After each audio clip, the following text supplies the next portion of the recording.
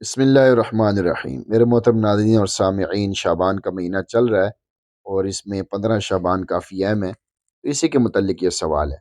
سوال کی عبارت سن لیں۔ میرا سوال 15 شعبان سے متعلق ہے۔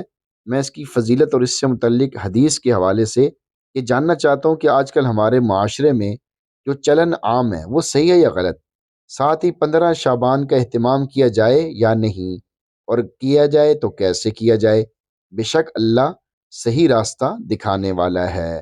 اس سوال کی عبارت ہوگی، اب سوال کا جواب دیا جا رہا ہے۔ بسم اللہ الرحمن الرحیم۔ بعض روایات میں 15ویں شعبان کی رات میں عبادت کرنے اور دن میں روزہ رکھنے کی ہدایت آئی ہے۔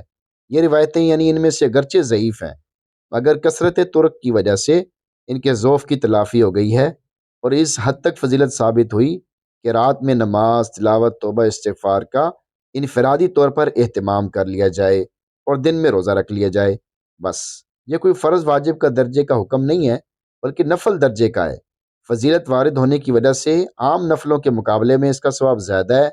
معاشرے میں اجتماعی طور پر جاگنے کا اہتمام، عبادت کے لیے مسجدوں میں جمع ہونے کا التزام یعنی اس کو لازم سمجھنا، شور شرابے کے ساتھ قبرستان میں بھیڑ بھڑاکا کرنا، یہ سب خلاف شریعت امور ہیں۔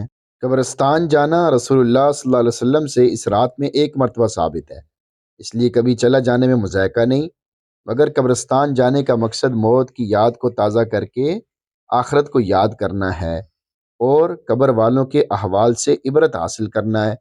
موجودہ حالات میں یہ امور مفقود ہیں، یعنی نہیں ہیں، ایسا نہیں ہوتا، اور اصالِ ثواب تو گھر بیٹھ کر بھی کیا جا سکتا ہے۔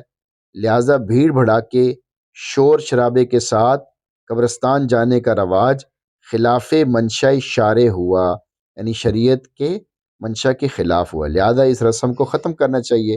اخیر میں وہ روایت لکھ دی جاتی ہے جس سے اس رات کی فضیلت ثابت ہے۔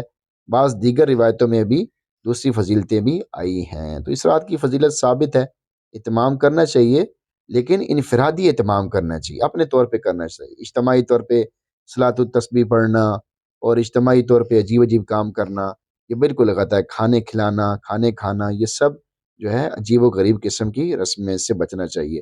اللہ تعالیٰ ہم سب کو صحیح علم سیکھنے اور عمل کرنے کی توفیق اور ہمت عطا فرما دے، آمین۔